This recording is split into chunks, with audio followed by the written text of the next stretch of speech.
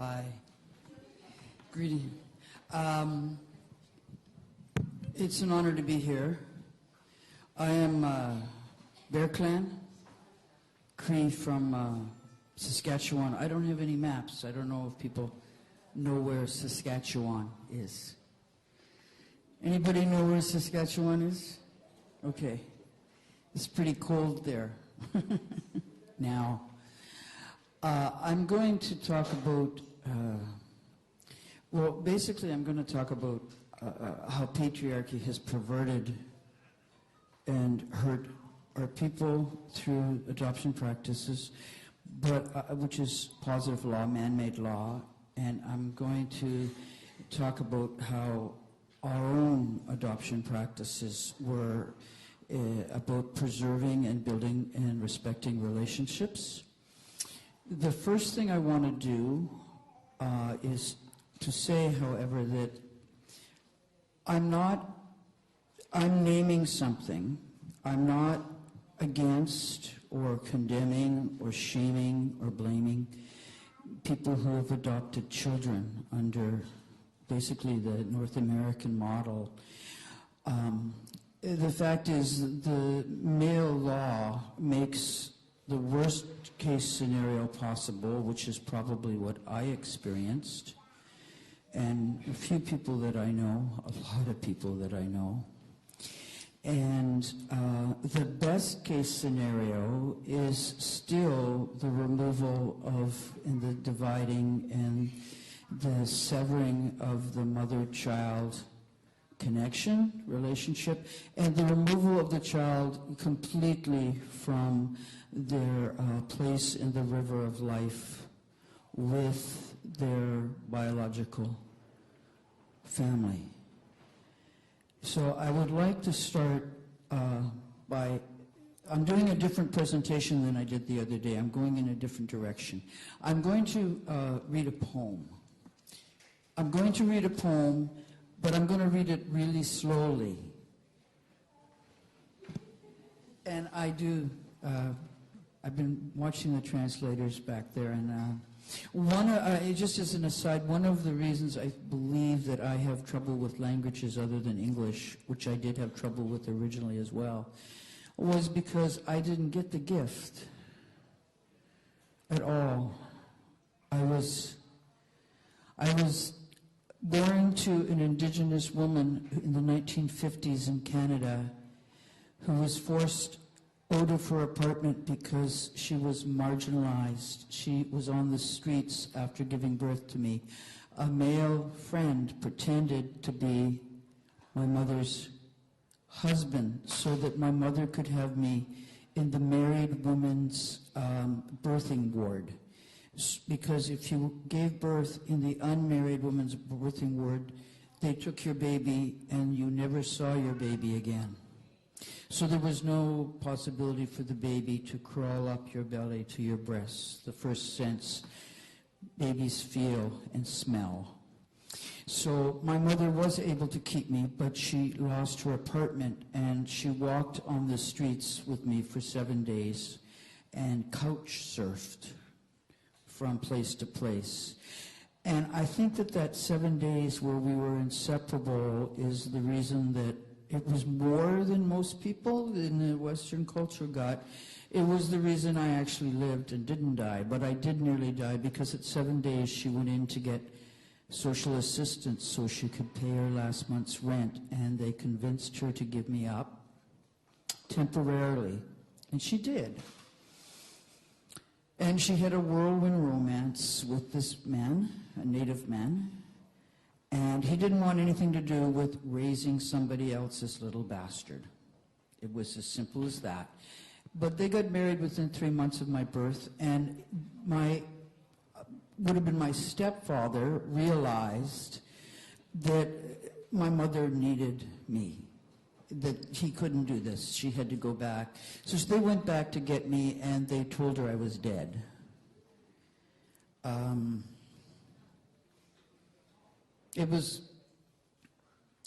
She was to have 3 other children after me, but she wasn't able to mother them because she had too much grief.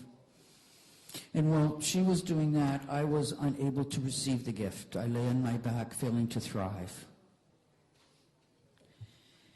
And then I never got to meet her again. I was supposed to, but my adopted mother's barrenness made her afraid of me having the truth. Because if I had the truth and I thought that she wasn't my mother, she was afraid of a relationship.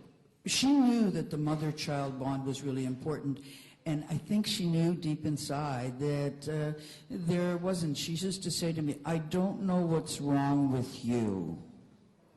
Why can't we have a normal mother-child relationship? And then she put a dime in my hand and squeezed my hand so hard that it would cut into my hand and tell me, who do I love the most?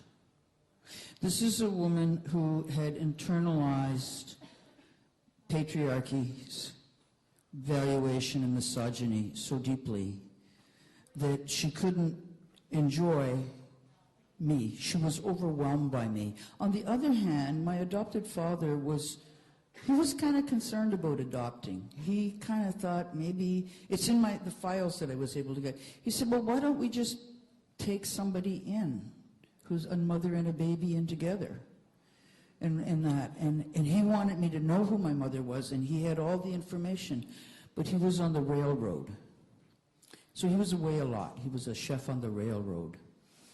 So I never did get to meet my mother because my picture was in the front of a newspaper. I don't know what I had to do with this. I have a line in a song of mine that says, where is the line between sadness and madness and me and the part that I played? I was on the front page of a newspaper, and I think my mother might have seen it. It was just before I started grade 13. It was a Friday, and you'll get this. It was a Friday of the Labor Day weekend, September the 1st, Labor Day International. And I'd had a big fight with my adoptive mother, and I went across the street and I cut all my hair off. 27 years later, I found out that that was the night my birth mother committed suicide. I knew. So that's a bit of the story. And my siblings, my mother's other 3 children, didn't get mothered. She couldn't mother. She had disenfranchised grief. And I kind of understand what somebody was saying about mothers killing their babies. I know of that situation, and there are mothers that have lost a baby already, and rather than losing another baby and never knowing and never getting closure, they would rather kill the baby rather than lose the baby. Because the things that happen to the babies, and we do grow up. So let me read the poem, and then I'm going to talk about alternatives. I'm going to explain the law, what it actually does in North America. I'll be really brief, and then I'm going to talk about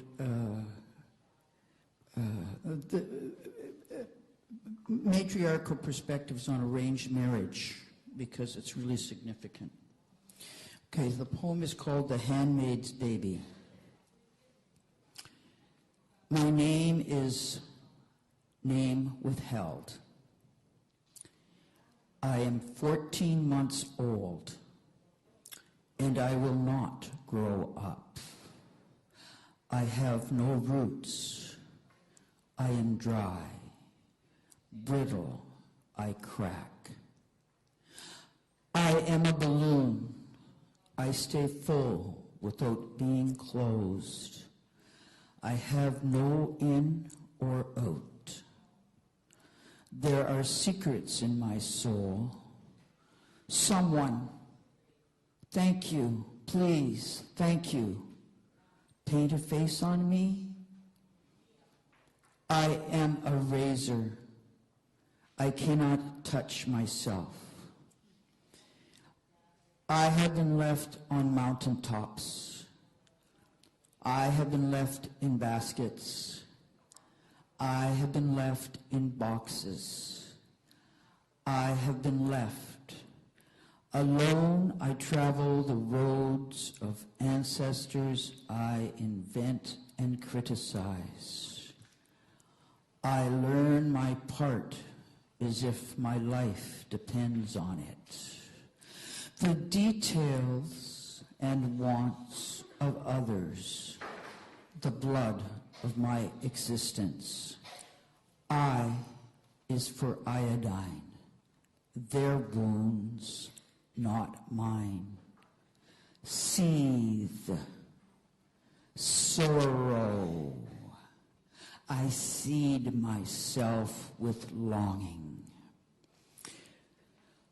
I am the poster child for reproductive choice. Mr. Justice Frankenstein's creation. Satan's spawn. The demon's seed. My mother's not baby. Someone's dream child. Who am I? I am a warrior without a heart of my own. I am the unborn. Life is a ghost traveling me.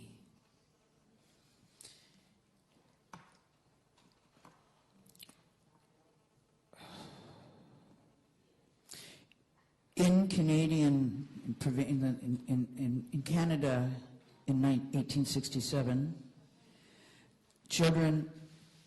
women and children were property, and the BNA Act, which constituted Canada, under Section 9213, which is the exclusive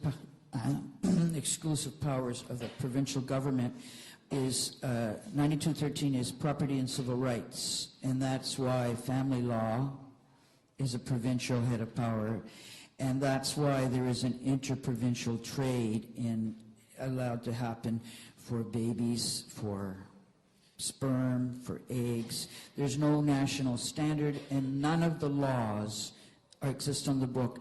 They're supposed to be about the best interests of the child. Well, that's not true.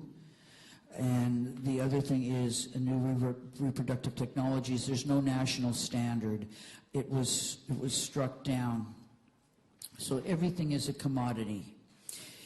In the law in Ontario and the other states, and in the United States and the provinces, and Canada is behind Tennessee. I don't know if that says a lot, but I think it does.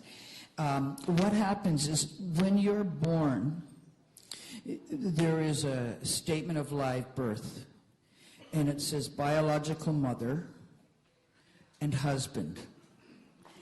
Not until 1978 did it say biological father. So my mother, wishing not to commit a crime and being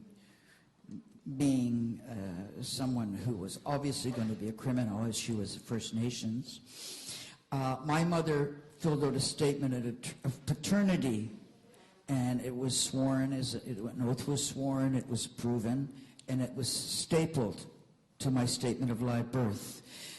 And I was put in an orphanage and lay on my back for 6 months, failing to thrive. And then I got adopted, and I got adopted by people who had previously adopted but didn't like who they adopted and sent her back. Okay, I'm very close to winding up. So what they get to do is, under Section 153 of the Child and Family Services Act, which it reads, if the adoptive parents choose to re-register the statement of live birth, the records may be sealed. So basically what I'm saying is, if you read that in detail, the records aren't sealed.